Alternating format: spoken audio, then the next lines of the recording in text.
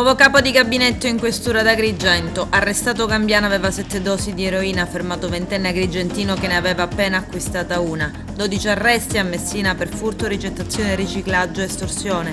Arrestati 3 funzionari dello IACP che si intascavano soldi destinati alle case dello Zen di Palermo. A Catania, imprenditore accusato di sfruttamento, pagava 150 euro al mese. Il sindaco di Palermo La Galla ha una nuova giunta, domani l'insediamento. Il primo cittadino di Licata dice no ad AICA, presentato ricorso al TAR per le elezioni di Campobello di Licata. Attacco al sindaco di Agrigento sull'emergenza sepoltura al cimitero Pianogatta.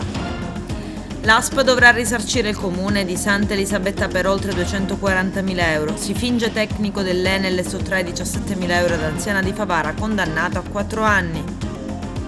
Bilancio positivo dell'Inda di Siracusa. Al Piazzale Caos ieri 2 proiezioni in occasione del trentennale di Capace Via D'Amelio, concerto, colonne sinfoniche alla Valle dei Templi.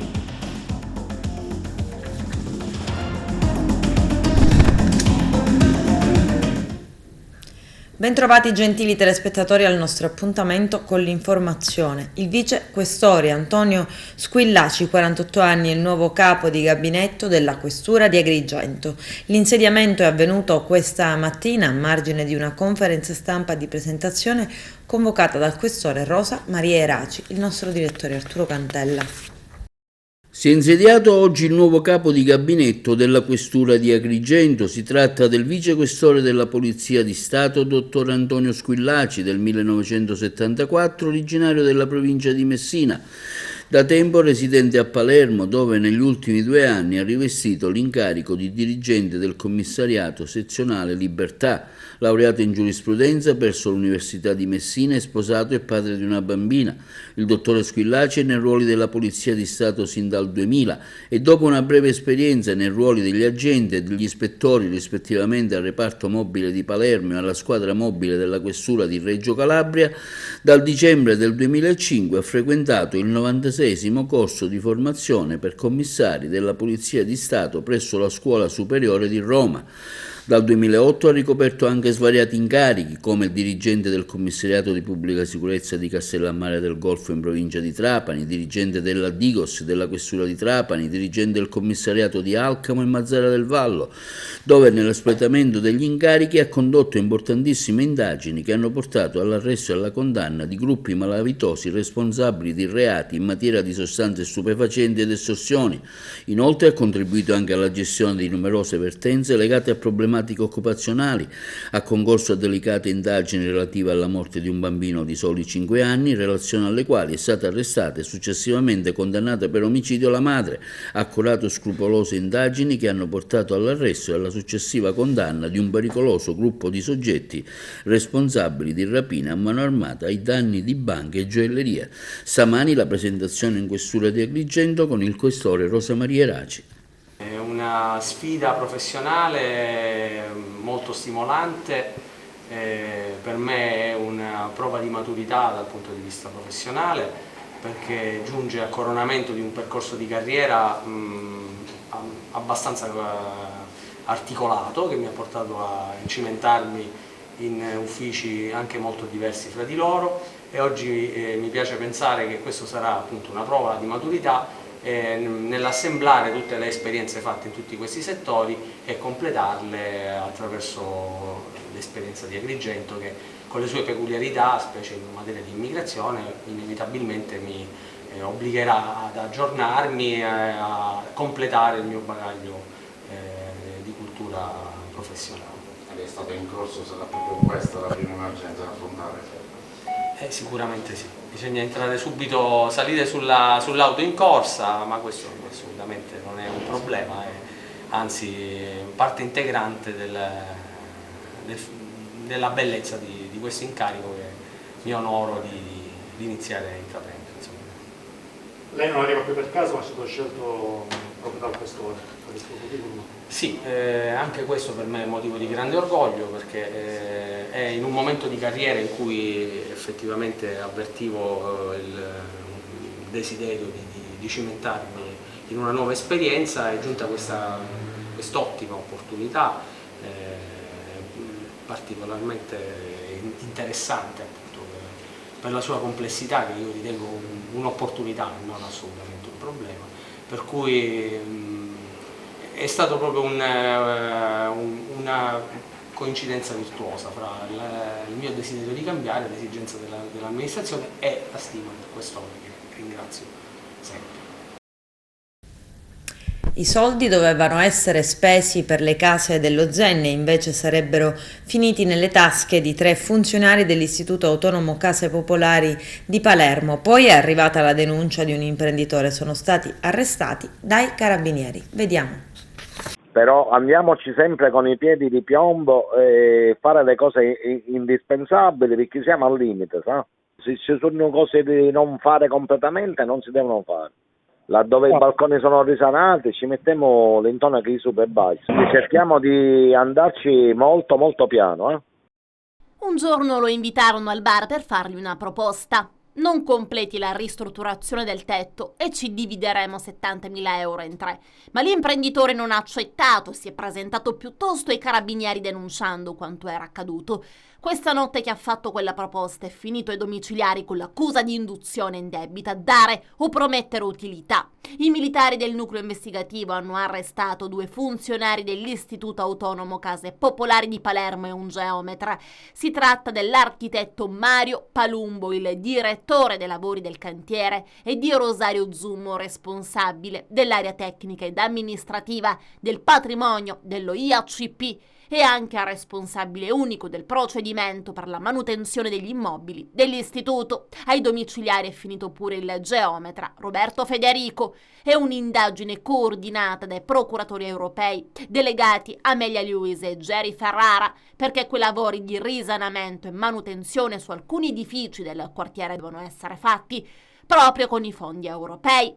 Era stato stanziato 1,5 milioni nell'ambito di RUIS Palermo, il progetto di riqualificazione urbana, infrastrutture e sicurezze, che fa capo al Fondo Europeo per lo Sviluppo e la Coesione. L'indagine, dice un comunicato dei carabinieri, ha consentito di acquisire un grave quadro indiziario che è stato sostanzialmente accolto nel provvedimento cautelare in cui si contesta la presunta esistenza di un unitario centro di interessi illeciti radicato all'interno degli uffici dell'Istituto Autonomo Case Popolari di Palermo, formato da professionisti privati e pubblici ufficiali con competenze in materia edilizia, incaricati della gestione dei fondi di spesa pubblici nazionali ed europei. La proposta indecente riguardava 70.000 euro di lavori che i funzionari proponevano di fare solo sulla carta per dividersi così la somma, e la prima operazione dei carabinieri con la procura europea in ambito nazionale, dice il generale Giuseppe De Liso, comandante provinciale di Palermo.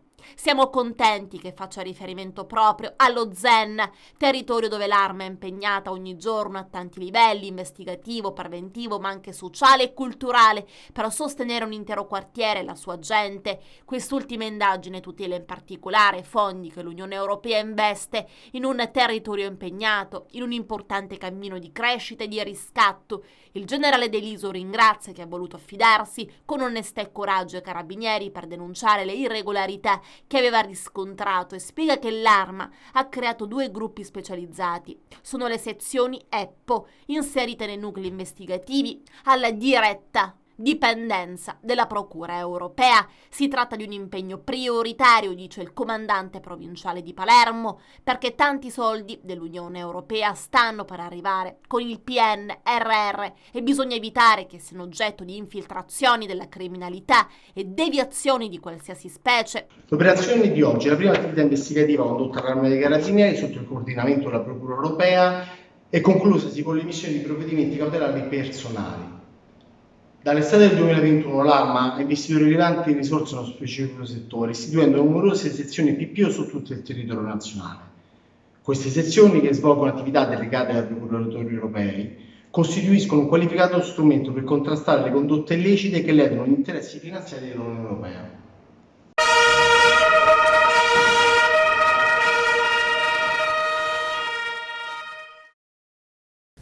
Pagava a 4 braccianti marocchini 150-200 euro al mese, a fronte dei 1.000 previsti dai contratti collettivi, e avrebbe preteso da loro 8.000 euro, minacciandone il licenziamento con il pretesto di doverli utilizzare per ottenere la loro regolarizzazione, avviando la pratica in prefettura. È l'accusa contestata dalla Procura di Catania a un imprenditore agricolo di Paternò indagato per sfruttamento del lavoro ed estorsione. Nei suoi confronti, carabinieri del nucleo ispettorato del lavoro, supportati dai militari della compagnia di Paternò, hanno eseguito una misura interdittiva disposta dal GIP che gli impone la sospensione dell'esercizio dell'attività di impresa per un anno. Per la procura l'imprenditore avrebbe costretto i 4 braccianti a svolgere turni di lavoro estenuanti senza il riconoscimento di ferie, riposi settimanali e indennità accessorie, in violazione di ogni regola in materia di sicurezza e di igiene sui luoghi di lavoro. L'inchiesta è nata dalla denuncia di 4 marocchini dipendenti dell'imprenditore sostenuti dall'Organizzazione Internazionale per le Immigrazioni, OIM. Un agguerrito gruppo criminale attivo nel quartiere Giostra a Messina e dedito alle commissioni di furti è stato smantellato dai finanzieri che hanno arrestato 12 indagati accusati di associazione a delinquere finalizzata al furto, alla ricettazione al riciclaggio ed all'estorsione. I dettagli nel servizio. I finanzieri del Comando Provinciale di Messina hanno dato esecuzione ad un'ordinanza di custodia cautelare personale su richiesta della locale Procura della Repubblica nei confronti di 12 persone per associazione a delinquere finalizzata al furto, alla ricettazione, al riciclaggio ed all'estorsione. La complessa attività investigativa ha preso il via nell'agosto dello scorso anno ed è stata condotta dagli specialisti del GICO del Nucleo di Polizia Economico-Finanziaria di Messina. L'indagine ha consentito di individuare un agguerrito gruppo criminale operante nel noto rione Giostra di Messina, dedito secondo l'accusa alla commissione strutturata di numerosissimi reati predatori. L'analisi delle risultanze investigative ha permesso la completa identificazione di tutti i membri del sodalizio criminale, che in modo continuativo e metodico erano dediti alla commissione di furti e connessi episodi di riciclaggio e ricettazione di autovetture e ciclomotori, ovvero di pezzi meccanici e di carrozzeria riferibili a mezzi rubati. Deplorevoli pratiche estorsive nei confronti delle numerose vittime, proponendo loro di pagare somme di denaro con l'implicita minaccia, ove non avessero aderito, di perdere definitivamente il mezzo rubato. Nel merito, l'attività svolta ha documentato un consolidato modus operandi consistente nell'esecuzione notturna dei furti, nel reperimento di parti meccaniche e di carrozzeria di provenienza illecita, rivenduti sul web, ovvero su richiesta a titolari di officine compiacenti. Nella proposta di riscatto al proprietario del mezzo rubato attraverso il meccanismo del nominato cavallo di ritorno. Nella successiva equa divisione dei profitti dell'attività illecita. Le indagini hanno altresì documentato consolidati rapporti con paritetici ambienti criminali catanesi, talché anche eventuali furti compiuti in trasferta. La spregiudicatezza e la pericolosità dei comportamenti dell'organizzazione si è poi manifestata allorquando, a fronte di un inseguimento da parte delle forze di polizia, un indagato oggi ristretto in carcere si è dato ad una precipitosa fuga nel centro cittadino, che ha anche provocato un incidente e ha coinvolto un mezzo delle forze dell'ordine per poi fuggire e lanciarsi nel vuoto da una scarpata stradale della periferia. Il provvedimento cautelare odierno interviene nella fase delle indagini preliminari ed è basato su imputazioni provvisorie che dovranno comunque trovare riscontro in dibattimento e nei successivi gradi di giudizio sino alla sentenza definitiva. Un trentenne del Gambia è stato arrestato in flagranza di reato dai poliziotti della sezione volanti della questura di Agrigento e deve rispondere di detenzione di sostanza stupefacente ai fini di spaccio. Il giovane immigrato è stato trovato in possesso di 7 dosi di eroina già confezionate e pronte allo spaccio e di una somma di denaro di 60 euro ritenuti provento dell'illecita attività di smercio di stupefacenti. Il blitz è scattato in via Bocceria nel centro storico della città. Gli agenti, avendo sospetto che il Gambiano spacciasse, hanno deciso di effettuare una perquisizione personale. Per il Gambiano, dopo le formalità di rito su disposizione del sostituto procuratore di turno, sono scattati gli arresti domiciliari. Nella zona è stato fermato anche un ventenne agrigentino che aveva da poco acquistato una dose di eroina. Il giovane è stato segnalato alla prefettura come consumatore di droga. Il sindaco di Palermo, Roberto Lagalla, ha completato la composizione della nuova giunta comunale. Lo annuncia una nota di Palazzo delle Aquile. Si è già insediato il nuovo vice sindaco Carolina Varchi, avvocato e parlamentare nazionale, che oggi ha giurato davanti al sindaco e al segretario generale e che assumerà la delega assessoria alla bilancio, legalità, beni confiscati e società partecipate. Si legge nella nota: le deleghe assunte agli altri assessori verranno comunicate in occasione della presentazione ufficiale della giunta, che avverrà nella giornata di domani 21 luglio. La nota elenca poi i nomi che fanno parte della giunta. Questi i componenti della squadra Lagalla: Giampiero Cannella, giornalista, già deputato nazionale; Maurizio Carta, professore ordinario di urbanistica e prorettore dell'Università degli Studi di Palermo; Dario Falzone, dottore in scienze politiche, già deputato regionale; Sabrina Figuccia, laureata in lettere e filosofia e consigliera comunale; Giuliano Forzinetti, consulente aziendale, già vicepresidente di Sicilia Industria Giovani; Andrea Mineo, avvocato e consigliere comunale uscente; Salvatore Orlando, funzionario della città metropolitana e presidente uscente del Consiglio Comunale; Rosalia Pennino, presidente dell'Associazione Nazionale Parlautismo e dirigente sindacale; Aristide Tamaio, già assessore comunale e funzionario dell'ufficio scolastico regionale; Antonella Territo, laureata in discipline della comunicazione. Il sindaco di Licata, Giuseppe Galanti, ha tenuto ieri mattina l'ormai nota operazione Verità tanto richiesta su AICA, la società consortile che si occupa della distribuzione idrica in provincia di Agrigento. Il primo cittadino ha chiarito le ragioni del secco no a contrarre un mutuo con la regione siciliana per il prestito di 10 milioni di euro per la gestione della società.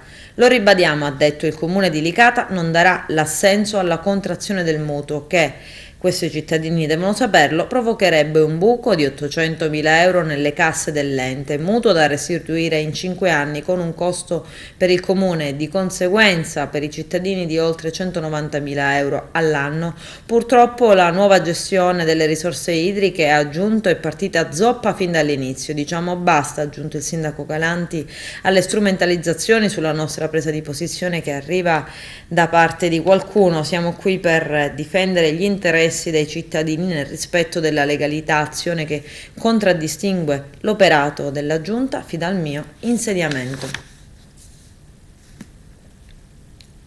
È stato proposto ricorso al TAR Sicilia Palermo avverso la proclamazione degli eletti alle scorse elezioni amministrative del 12 giugno 2022 del comune di Campobello di Licata e per l'integrale annullamento delle operazioni elettorali. Alla base del ricorso, firmato da 2 sostenitori del candidato sindaco Michele Termini, Lista Civica Corri Campobello, la invalidità del procedimento elettorale viziato da irregolarità tali da inficiarne il corretto svolgimento, con violazione della libera e consapevole espressione del voto e alterazione dell'esito delle elezioni, con il conseguente interesse dei cittadini in funzione dell'interesse pubblico generale a richiedere l'annullamento delle elezioni per il ripristino delle regole democratiche violate. Se il sindaco di Agrigento non ritiene di dover fare un passo indietro, dimostrando almeno di volerne fare un avanti per uscire dal letargo amministrativo, fronteggiare le tante emergenze che attanagliano la città e dare risposte vere ai cittadini, restituendo serenità alle tante famiglie che da mesi attendono di fare una degna sepoltura ai propri cari senza nemmeno potersi permettere di portare un fiore, lo afferma il coordinatore provinciale del movimento politico Servire Agrigento, Raul Passarelli, Mazzarello a proposito dell'emergenza sepoltura al cimitero di Pianogatta. Non basta essere vicini alle famiglie agrigentine, riteniamo indispensabile uno scatto d'orgoglio del primo cittadino per imprimere, prosegue la nota, un'accelerazione ai lavori di realizzazione dei nuovi loculi. Un primo importante segnale di attenzione per restituire decoro alle salme e iniziare a dare tempi di sepoltura degni di una città civile. Si finge per mesi tecnico dell'Enel, riuscendo ad entrare nell'abitazione di un'anziana signora portandola via circa 17.000 euro. La Corte di Cassazione, rigettando il ricorso della difesa, ha confermato la condanna a 4 anni e 4 mesi nei confronti di Gaetano Alaimo, 33enne di Favara, per i reati di sostituzione di persona e furto. L'imputato dovrà anche risarcire la parte civile, cioè il figlio dell'anziana vittima nel frattempo deceduta. La vicenda risale al 2016 e scaturisce dalle denunce della signora ottantenne residente nella provincia di Caltanissetta. La vittima ha raccontato di aver conosciuto il finto tecnico dell'Enel, che aveva fornito peraltro false generalità dicendosi di chiamare Alessandro Favara. Nel corso dei mesi l'uomo si sarebbe appropriato di circa 17.000 euro di proprietà della signora, dicendo a quest'ultima, approfittando anche delle condizioni precarie di salute, di avere bollette da pagare.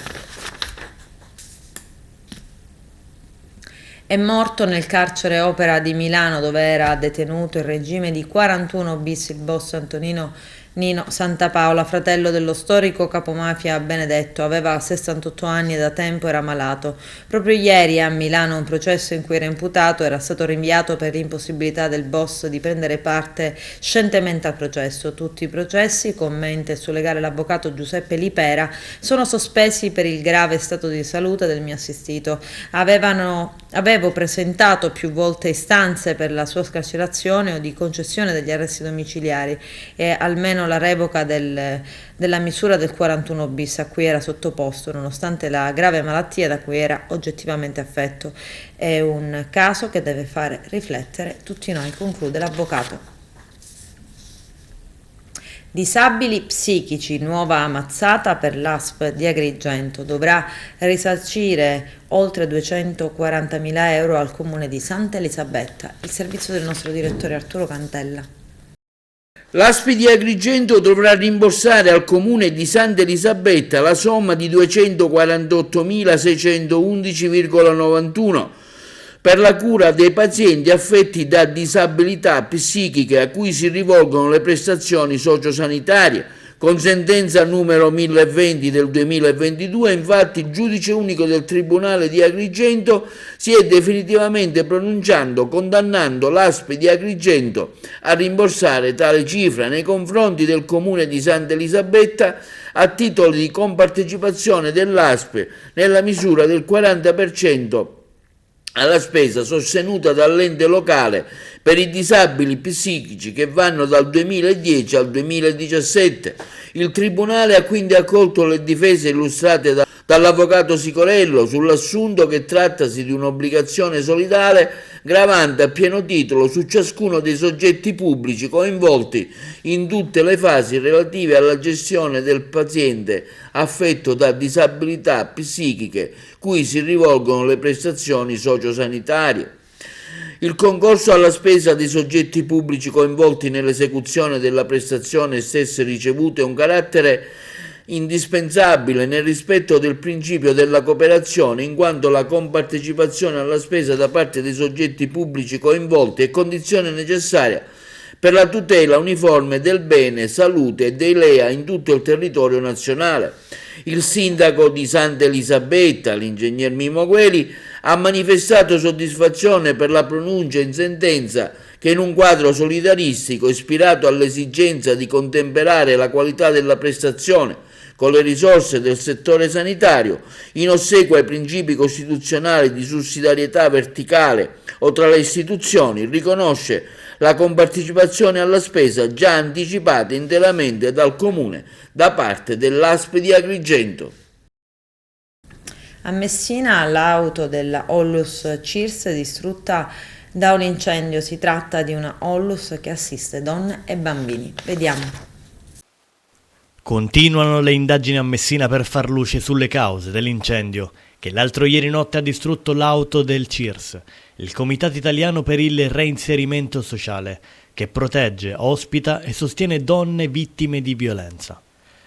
Le fiamme sono divampate in via San Paolo, a monte della scalinata che porta alla sede della struttura messinese. Nel rogo è rimasto completamente distrutto uno dei mezzi che il CIRS utilizza per le proprie attività. Al momento non è esclusa alcuna pista. Dal comitato fanno sapere che non ci sono elementi per avere la certezza che si tratti di un incendio doloso. Intanto però il danno subito è enorme. Il mezzo prevalentemente veniva utilizzato per gli spostamenti dei soggetti in difficoltà. Per questo il comitato lancia un appello. Abbiamo bisogno, ha dichiarato la presidente del CIRS, Maria Celeste Celi, di un altro mezzo per continuare a svolgere le nostre attività e le incombenze quotidiane della casa famiglia.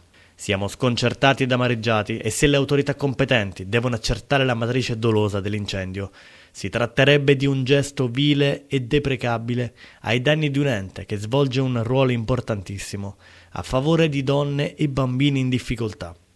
Il mezzo andato distrutto era, evidenzia ancora Maria Celeste Celi, l'unica autovettura a disposizione per svolgere le mansioni quotidiane della casa famiglia. Adesso persino accompagnare una mamma o un bambino da un medico diventerà difficile.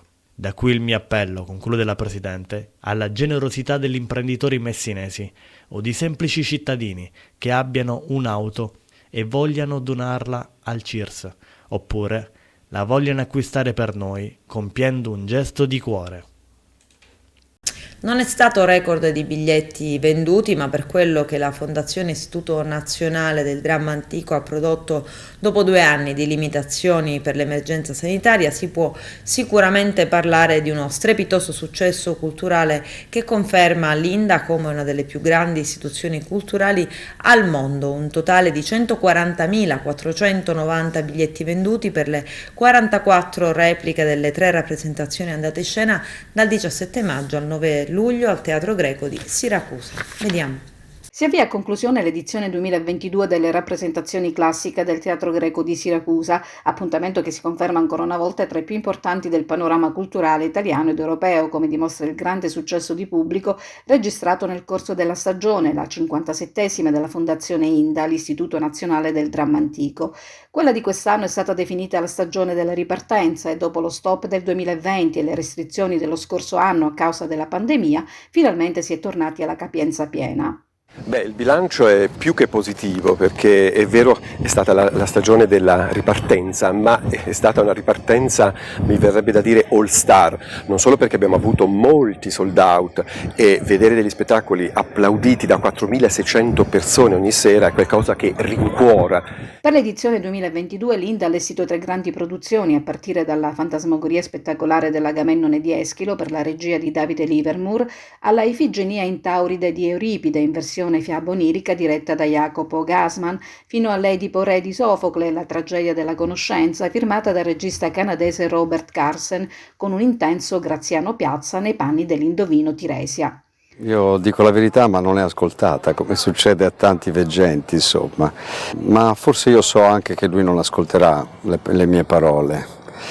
Faccio un tentativo di venirgli a parlare, ma in realtà io so che lui non ascolterà le mie parole. Dentro di me penso che anche il Dio abbia previsto anche questo e che quindi abbia chiesto a Edipo una conferma di una consapevolezza di percorrere questa via sapendo che gli era già stato detto, che ha un valore differente che trovarla in maniera casuale. Un nuovo appuntamento con gli spettacoli al Teatro Greco di Siracusa è fissato per il prossimo 26 luglio. Inoltre l'Inda, proseguendo nella sua attività di promozione del teatro classico, inizierà a breve una tournée nei più importanti teatri di pietra italiani.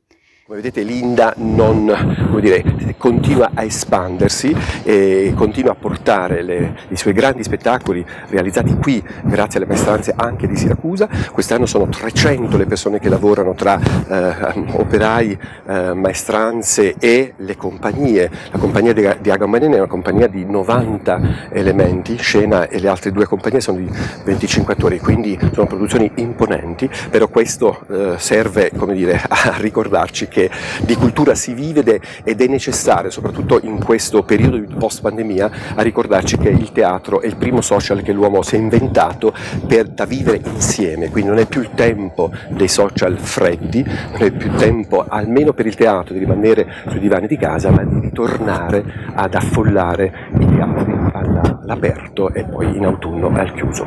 Devo dire che è stato entusiasmante, forse anche dovuto a questi anni di pandemia, e quindi si sta ricreando un'attenzione a un ritorno alla centralità dell'uomo, e quindi quale posto migliore dove l'uomo è piccolo così e la moltitudine è tanta.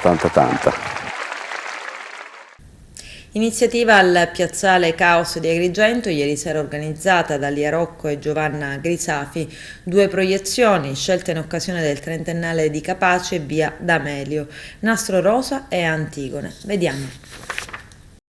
Un'interessante iniziativa culturale si è svolta ieri sera presso il Parco Letterario Luigi Pirandello a Villa Seta nel 30ennale delle stragi mafiose di Capaci e via D'Amelio. Dal titolo Insieme per testimoniare, l'evento è stato introdotto dal giornalista Rai Onofrio Dispenza in collaborazione con il Cerchio del professore Dino Barone ed è stato organizzato da Lia Rocco e Giovanna Grisafi, che hanno programmato per l'occasione durante la serata la proiezione di diversi filmati, Nastro Rosa e Antigoni. Sono i 30 anni degli annientamenti di Capaci e via D'Amelio. Noi nel 2003 come Istituto Tecnico Foderà abbiamo lavorato insieme con Giovanna Grisafi ad un laboratorio teatrale e cinematografico per dare spazio alla voce di Antigone. Sono venuti fuori dei video molto belli e abbiamo pensato di riproporli oggi nel 30ennale, evitando qualsiasi retorica, invitando soprattutto i ragazzi e le ragazze che sono stati i protagonisti di questi video e i docenti e poi il pubblico che voleva venire. Con grande semplicità, ci sembra il miglior modo per ricordarli tutti. Io conducevo il laboratorio cinematografico e Lia mi ha proposto di fare qualcosa sull'Antigone. All'inizio sembrava una follia e invece abbiamo lavorato tantissimo, 8 mesi di lavoro extrascolastico, anche di domenica, ricerche infinite, e però poi il lavoro è stato premiato. È stato riconosciuto come una delle migliori pratiche dal MIUR e proposto attraverso internet. E che cosa devo dire? Dico che sono felice e triste in questo giorno. Felice perché penso che noi dobbiamo comunque raccogliere l'eredità di Borsellino e di Falcone e dobbiamo trasmettere ai ragazzi che solo liberandoci dalla mafia possiamo veramente essere liberi e felici. E questo lo dobbiamo ai 2 giudici che hanno lottato per noi, per rendere questa nostra vita migliore. Questo glielo dobbiamo. Oggi anche la presenza di Onofrio Dispenza, noto giornalista della Rai. Sì, abbiamo invitato Onofrio a introdurre i lavori di questa giornata perché la qualità della parola di Onofrio è così bella, è così semplice ma così profonda. Lo ringraziamo tanto per questo suo questa sua immediata adesione a questo nostro progetto. Devo dire che intanto questa serata è interessante perché ha una cosa che è preziosissima di questi tempi, che non fa retorica.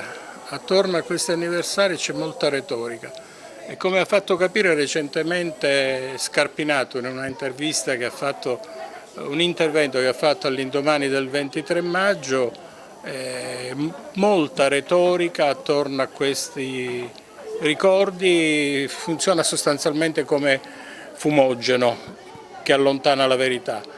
La verità attorno a Capace, Via D'Amelio è lontanissima, tutto fa pensare che non si arriverà mai alla verità, però ci sono all'interno della società italiana e siciliana delle cose interessantissime, dei luoghi di resistenza interessantissimi che possono aiutarci a rompere un muro che sembra inestricabile. E diciamo che questo è un colpo di scalpello, ecco, su questo muro. Cosa ricordi tu che hai raccontato in quei giorni, quei momenti difficili? Ma guarda, io ricordo soltanto che quando ci fu Falcone mi impressionò il fatto che io, per motivi familiari, il giorno prima sostanzialmente ero passato sull'esplosivo che avrebbe posto fine alla vita e all'opera di Falcone, e fu scioccante. La cosa invece scioccante fu la morte di Borsellino, perché tutti quei giorni che ci separarono dalla morte di Falcone alla morte di Borsellino, ogni giorno noi pensavamo che il prossimo sarebbe stato Borsellino.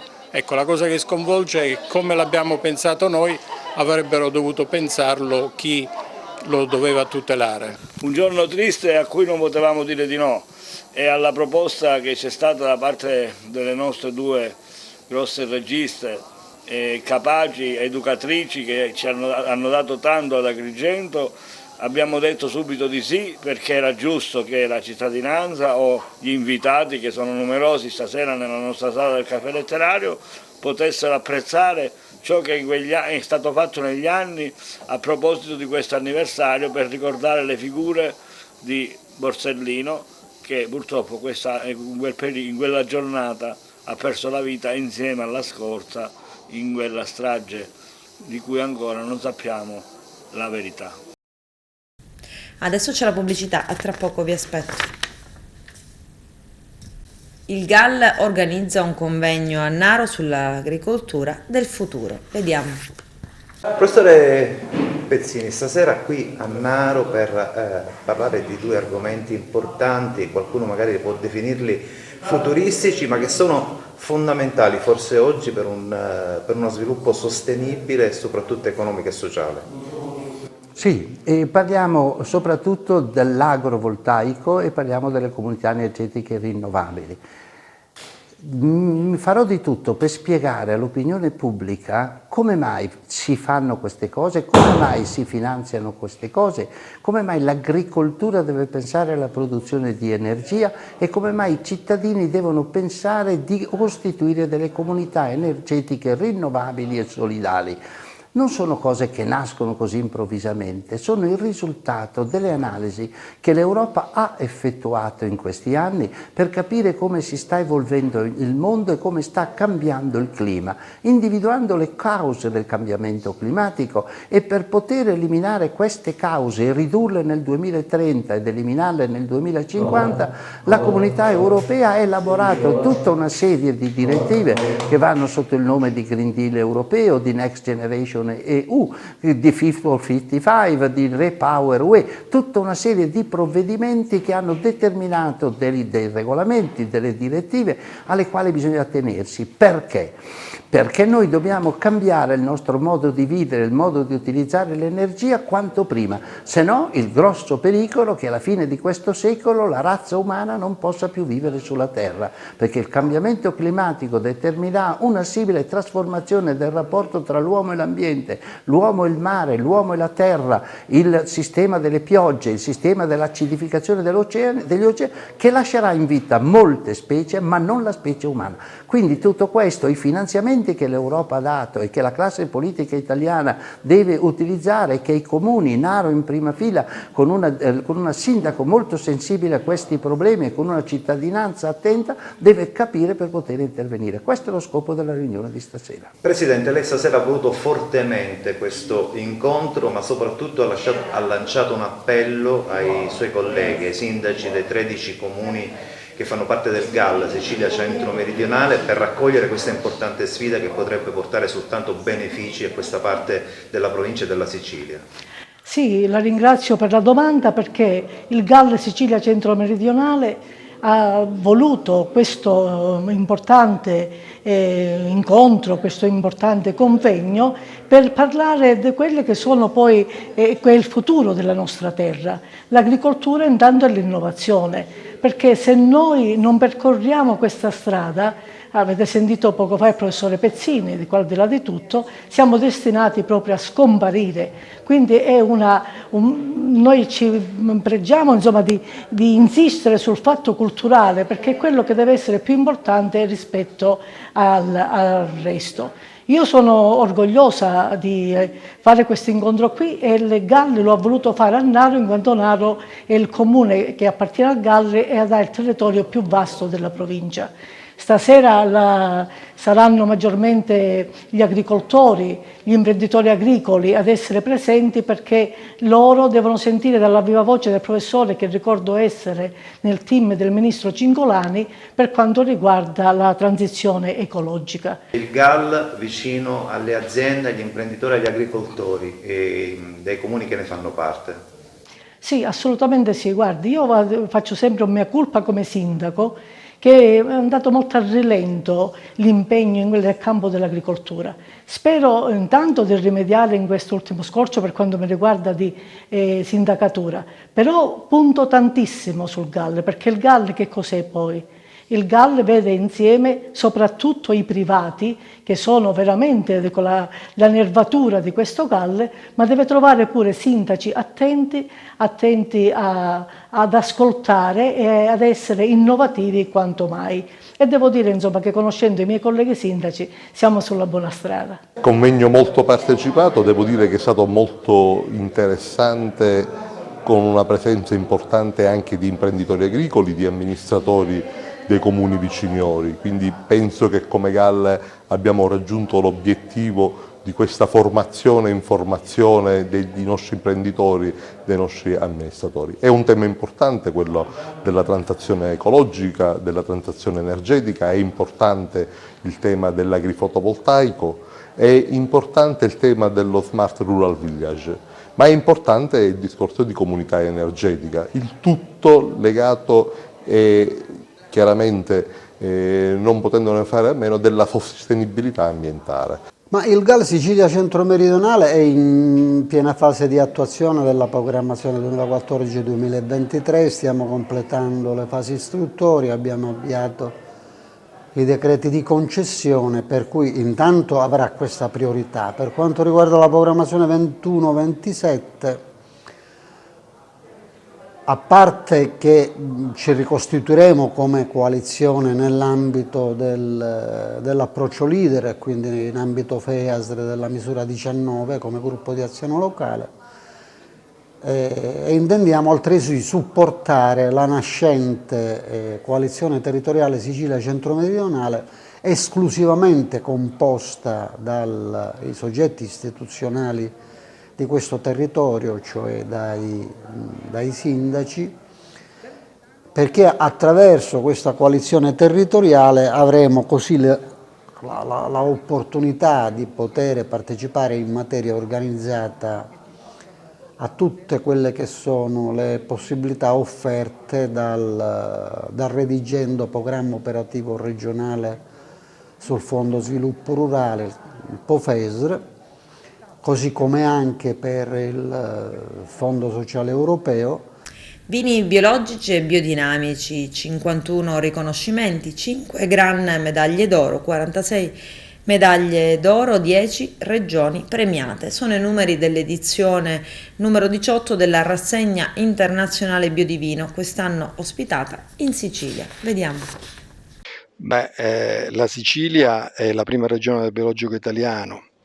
L'Italia è uno dei paesi più importanti nel panorama europeo e l'Europa è uno degli scenari più interessanti del biologico mondiale. Quindi sono dei naturali laboratori. Oggi si parla tanto di biodiversità, si parla tanto di sostenibilità, di transizione o di conversione ecologica dell'economia, della società, della vita, di approccio sostenibile all'ambiente, di un nuovo rapporto tra umanità e risorse naturali. E questi sono cioè la Sicilia si offre come laboratorio così come l'Italia. Il vino nel panorama dell'agricoltura è la punta di eccellenza, quello che meglio racconta la storia del rapporto tra il territorio e l'uomo. Non a caso si parla di terroir. Si parla di terroir proprio perché il vino è l'espressione più autentica del paesaggio culturale. Da questa 18ª rassegna internazionale dei vini è uscito fuori un legame fortissimo tra il vino e il suo racconto, tra il vino e il suo paesaggio culturale. Non a caso sono stati premiati prevalentemente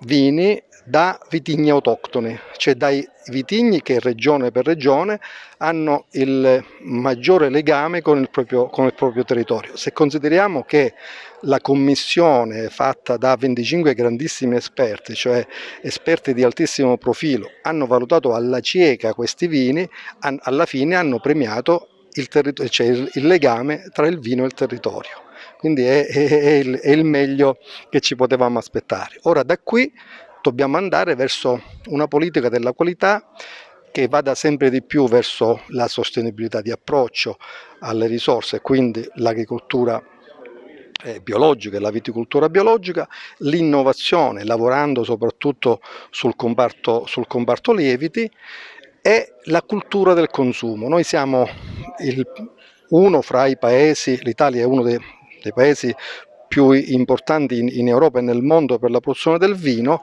ma non siamo ancora abbastanza avanti con la cultura del consumo come per la Francia o altri paesi europei. Abbiamo premiato 51 vini, ci sono state 6 gran medaglie d'oro e 45 medaglie d'oro. Le 6 medaglie d'oro sono toccate 2 alla Sicilia, 2 al Veneto e 1 alla Toscana. Poi ci sono stati 34 vini premiati siciliani con la medaglia d'oro, e poi seconda classificata il Veneto, Toscana, Calabria e altre regioni italiane, compreso poi anche dei vini spagnoli. I 18 commissari che sono venuti un po' da tutta Europa, c'era gente che proveniva dalla Spagna, dal Portogallo, dalla Francia, dalla Germania eccetera, hanno decretato il concorso tra i migliori a livello internazionale e hanno notato che c'erano tutti vini di altissima qualità, tant'è che abbiamo premiato, come vuole l'OIV, soltanto il 30% dei vini ed erano quasi tutte medaglie d'oro e gran medaglie d'oro, quindi significa che il livello qualitativo raggiunto dai vini biologici e biodinamici è altissimo. La Sicilia è una marcia in più legata un po' alle condizioni climatiche e pedoclimatiche. Basta pensare a questa campagna vendemmiale dove sono stati fatti, mi dicevano alcuni viticoltori, soltanto 2-3 trattamenti contro i 20-30 trattamenti di altri, in altre zone dove usano anche il convenzionale o il biologico con prodotti autorizzati. Quindi significa che il nostro clima ci aiuta moltissimo per produrre vini salubri utilizzando pochissima chimica, la chimica quella ammessa dalla legislazione, con vini che danno soddisfazioni ai consumatori più esperti a livello nazionale e internazionale, e quindi mietono successi anche in questi tipi di competizioni. Abbiamo notato che non c'è una zona vera e propria, ci sono delle zone che hanno più possibilità di fare il biologico, che sono le zone più ventilate, dove hanno delle escursioni termiche che gli permettono di evitare determinate malattie della vite. Però in generale è tutta la Sicilia che si può fregiare appunto del biologico e può produrre con pochissimo impiego di prodotti ottenendo dei risultati eccellenti. Colonne sinfoniche è il titolo del concerto dell'Orchestra Filarmonica Demetra con il coro polifonico dell'Accademia Free Melody. Il servizio è del nostro direttore Arturo Cantella. Si è svolto domenica scorsa presso il Tempio di Giunone nella Valle dei Templi di Agrigento il concerto Colonne Sinfoniche eseguito dall'Orchestra Filarmonica Demetra con il coro polifonico Free Melody diretti dal maestro Antonio Cusumano. Un applauditissimo concerto inserito nel programma delle manifestazioni estive organizzate dal Parco della Valle dei Templi, un'esibizione coinvolgente e come sempre di alto spessore artistico, così come sono stati i concerti eseguiti dall'orchestra Demetra con il coro Free Melody. L'organico orchestrale, composto da 40 musicisti e 38 coristi, ha eseguito brani classici, moderni e colonne sonore di grandi autori come Vivaldi, Morricone, Zimmer, Queen e altri ancora. Nel corso della serata il direttore organizzativo dell'Accademia Free Melody, Enzo Abate, ha ricordato il grande maestro Pippo Flora, che lo scorso 14 luglio avrebbe compiuto 90 anni.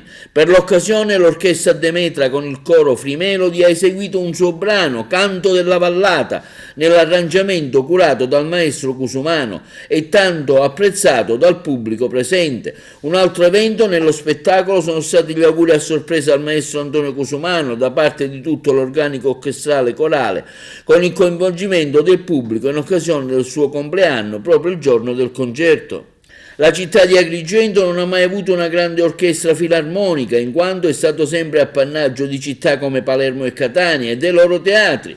Ora che anche Agrigento dal 2018 ha questo privilegio ed è stata dimostrata sempre una grande professionalità nei numerosi concerti eseguiti anche al Teatro Pirandello, è doveroso prendere atto di questo grande patrimonio cittadino, valorizzandolo per come merita. Agrigento ha una sua ricchezza artistica fin troppo preziosa e diventa obbligatorio continuare a coltivarla e sostenerla con quelle importanti progettualità culturali a sostegno del territorio, così come era stato fatto negli anni precedenti, prima del Covid-19. Canto della Valle, alcuni altri Canto dell'Alba, ci sono delle motivazioni di natura zisià, eccetera, eccetera, ma originariamente il titolo era Canto della Vallata. Questo era un brano che Pippo amava e l'amiamo anche noi che abbiamo fatto parte di gruppi folcloristici, di teatro, l'abbiamo cantato tantissime volte. E cosa dire? Io credetemi, ho un po' il magone, perché per me Pippo era una persona... Certo, diciamo dovrebbe essere l'inno, no? Di sì, questa dovrebbe essere anche città. l'inno della nostra Agrigento, perché esalta la bellezza di questa valle. E mi tocca anche fare una piccola precisazione, o meglio, desidero ringraziare, anche a nome della mia famiglia, Sergio Criminisi, perché quando si è sparsa la notizia, Sergio è qua e vorrei che si facesse un applauso a Sergio, perché lui che è un disegnatore ha fatto una cosa bellissima. Quando si è sparsa la notizia che Pippo ci aveva lasciato, lui ha disegnato Pippo seduto al pianoforte tra le nuvole, ma sulle 3 colonne del Tempio dei Dioscuri. Quindi credo che sia una rappresentazione bellissima dell'amore che Pippo aveva per la nostra Agrigento, per la Valle dei Templi e quindi anche per il Canto della Vallata, che sicuramente con l'interpretazione e l'arrangiamento curato dal maestro Cusumano, sicuramente a lui sarebbe piaciuto tantissimo.